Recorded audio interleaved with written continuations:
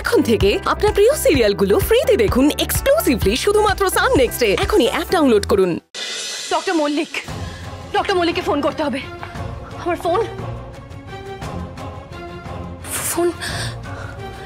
ফোনটা রক্তিমবাবু। বন্ধুরা, আর জাস্ট কিছুক্ষণের অপেক্ষা, তারপরেই মনে হচ্ছে একটা সুখবর আসবে। বলছি ভেতরের অবস্থা খুব খারাপ। ডক্টর কত দূর? ডালি আমি বলছি, এই ডাক্তারের গাড়ি পাংচার হয়ে গেছে, মানে ওনার আসতে দেরি হবে। সর্বনাশ। ওদিকে তো দিদিভাই শ্বাস নিতে পারছে না, অবস্থা খুব খারাপ। রক্তিমবাবু, আমাকে না একবার ওই ডক্টর মল্লিকের সাথে কথা বলতে হবে। হ্যাঁ, আমি কল করছি, এক সেকেন্ড।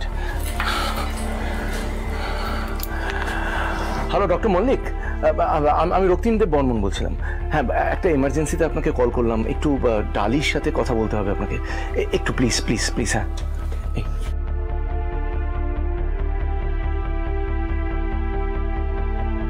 অর্ণব, তোরা তো জানিস, দেখ আগের দিন রাতে যে ঘটনাটা ঘটেছিল এটা পুরোটাই অ্যাক্সিডেন্ট। তোরা তো ছিলি, মিমি ওখানে রাজাকে বাঁচানোর চেষ্টা করছিল, তোরাই তো সাক্ষী, বল ছিলি তো।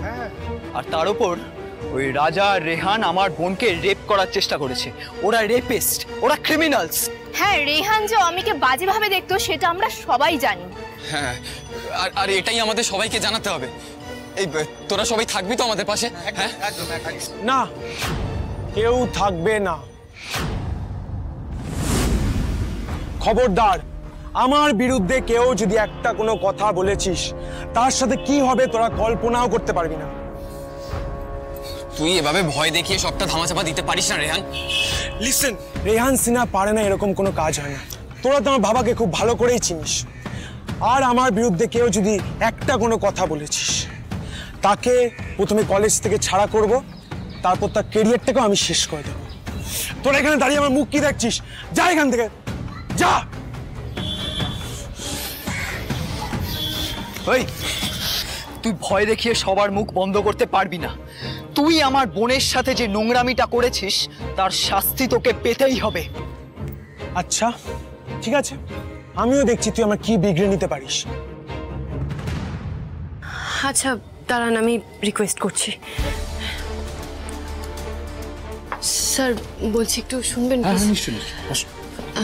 বলছি ডক্টর না পেশেন্টকে একবার দেখতে চাইছে, মানে আমি যদি একবার ভিডিও কল। থানার মধ্যে তো ভিডিও কলিং নিষেধ। মানে স্যার, না, এটা যা সিচুয়েশন তাতে ভিডিও কল করা যেতেই পারে। প্লিজ, এটা লাইফ এন্ড ডেথের একটা ব্যাপার। আমি আপনাকে পারমিশন দিচ্ছি, যান আপনি কলটা করুন। Thank you sir, thank you so much. রক্তিমবাবু, আমি কলটা করছি। All the best.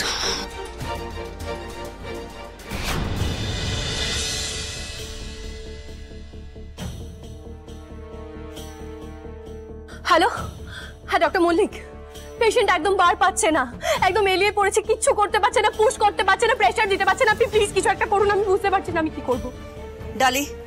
ডালি ইমিডিয়েট অক্সিজেনের ব্যবস্থা করো, নাহলে কিন্তু প্রবলেম হতে পারে। অক্সিজেনের ব্যবস্থা করতে হবে। রক্তিমবাবু, বলছি স্যার, অক্সিজেন সিলিন্ডার পাওয়া যাবে? থানায় অক্সিজেন সিলিন্ডারটা তো নেই। মানে না, আমাকে যদি আধ ঘন্টা সময় দেন তাহলে কিন্তু জোগাড় করা যেতে পারে। হাফ এন আওয়ার সময় নেই তো। স্যার বলছি, আপনাদের কাছে প্লাস্টিক জিপার ব্যাগ বা বড় প্লাস্টিক এই ধরনের কিছু আছে? আচ্ছা, ওটা আমাকে বলুন না, আমি অ্যারেঞ্জ করছি। আমি ফোন করছি। আপনি ফোন। আমার যে জিনিসগুলো লাগবে সেগুলো হচ্ছে প্লাস্টিক জিপার ব্যাগ। আচ্ছা,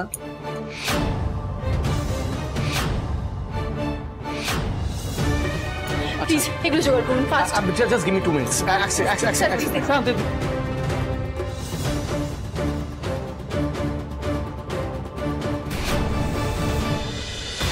ভাই, যেভাবে রেহান অর্ণবদের ভয় দেখিয়ে গেল, আমার তো মনে হয় না ওরা আর মুখ খুলবে। অরিত্র, আমারও সেটাই মনে হয়, কিন্তু আমরা কি কিছুভাবে তোর মিমিকে কিছু করতে পারবো না? না, করতেই হবে। দরকার হলে আমি নিজের ঘাড়ে সব দোষ নিয়ে নেবো, কিন্তু মিমি বিনা দোষে শাস্তি পাবে না। অরিত্র, এতে তোর মিমি বেশি কষ্ট পাবে। আমার মনে হয় আমাদের অন্য কিছু একটা করা উচিত। আরে অন্য কিছু কি করবো তুই বল? আরে অন্য কিছু আমি কি করবো তুই আমায় বল। দেখ ভাই, একটা নির্দোষ মানুষ শুধু আমাকে বাঁচাতে শাস্তি পাবে, আর সেটা জেনেও আমি মুখ বুজে থাকবো, এটা আমি পারবো না ভাই। I am sorry, it's not possible.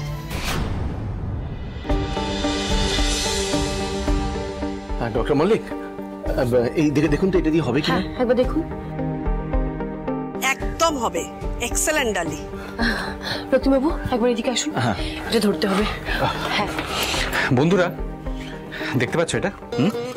অসম্ভব মনে হচ্ছে তো, তাই তো? কিন্তু না, বৌদি একটা সামান্য জিপার ব্যাগের সাহায্যে ভেতরের পেশেন্টকে অক্সিজেন দিতে চেষ্টা করছে, সেই ব্যবস্থা করছে। My god, this is just mind blowing. এই জিপার ব্যাগ দিয়েও নাকি টেম্পোরারি অক্সিজেন সাপ্লাই করা হবে? সত্যি এক্সেলেন্ট আইডিয়া। এইটা শুনতো, বলছি যে এটা দিয়ে কি আদৌ হবে? হ্যাঁ রক্তিমবাবু, আচ্ছা আমি আপনাকে বোঝাচ্ছি।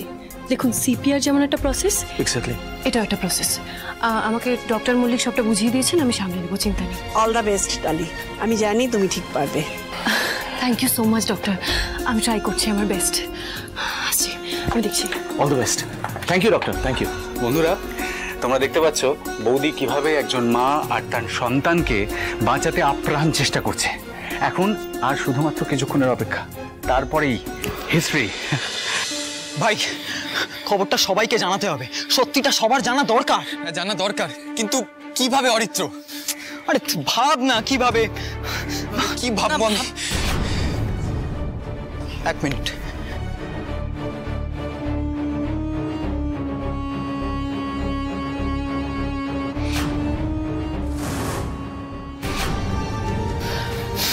ভাই আমাদের প্যাম্পলেট আর পোস্টার বানাতে হবে, সেটা আমরা এই গোটা শহর জুড়ে বিলিয়ে দেবো। তাহলে মিমির নির্দোষ হওয়ার খবরটা শহরের কোনায় কোনায় পৌঁছে যাবে। Good idea. এটা ওনাকে পড়িয়ে দিন, আস্তে মাথাটা তুলুন, আস্তে। এই তো